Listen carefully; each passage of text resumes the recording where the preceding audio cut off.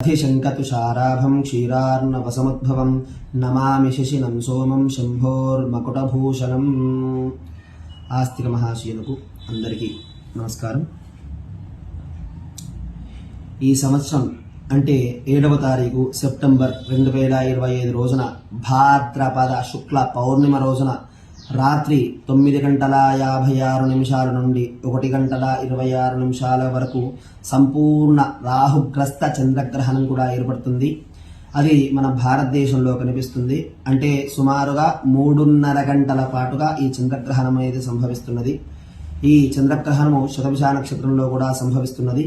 కాబట్టి ఈ చంద్రగ్రహణము శతభిష మరియు పూర్వభాద్ర నక్షత్ర జాతకులు, అలాగే కుంభము, మేషము, వృషభము, మిథునము ఈ రాశి వారు కూడా చూడకపోవడం మంచిది. అలాగే ఈ గ్రహణం పట్టే సమయంలో స్నానమాచరించి, అలాగే విడుపు సమయంలో స్నానమాచరించి, మధ్య సమయంలో అంతా కూడా జపాలు అలాగే స్తోత్రాలు చదువుకోవాలి. అయ్యా మరి మాకు అనుష్ఠానాలు లేవు అంటే అనుష్ఠానం లేని వాళ్ళంతా కూడా లలితా సహస్రనామం, విష్ణు సహస్రనామం చదువుకోవచ్చు. అలాగే గణేశుడు స్తోత్రాలు కూడా చదువుకోవచ్చు. అలాగే అనుష్ఠానం ఉన్న వాళ్ళంతా కూడా జపాదులు చేసుకోవాలి. ఈ జపాదులు చేసుకోవడం వల్ల నిత్యం చేసేదానికంటే 10 రెట్లుగా ఎక్కువగా ఫలితం వర్తిస్తుంది ఆ గ్రహణ సమయంలో జపాలు చేయడం వల్ల.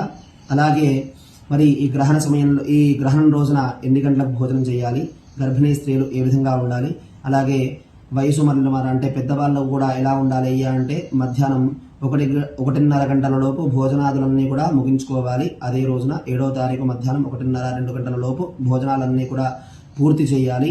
అలాగే పెద్దవారు అలాగే గర్భిణీ స్త్రీలంతా కూడా సాయంకాలం 6 గంటల లోపు భోజనాలను ముగించుకోవచ్చును.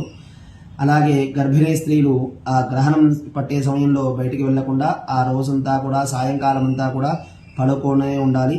అలాగే పిల్లలంతా కూడా ఎటువంటి నియమాలు ఏం లేవు భోజనాదుల్లో పిల్లలకి పెద్దవారికి.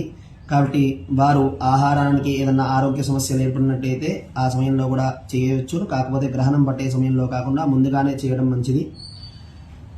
అలాగే ఈ శతభిష నక్షత్ర జాతకులు, పూర్వభాద్ర నక్షత్ర జాతకులు గ్రహణ శాంతి చేసుకోవాలి.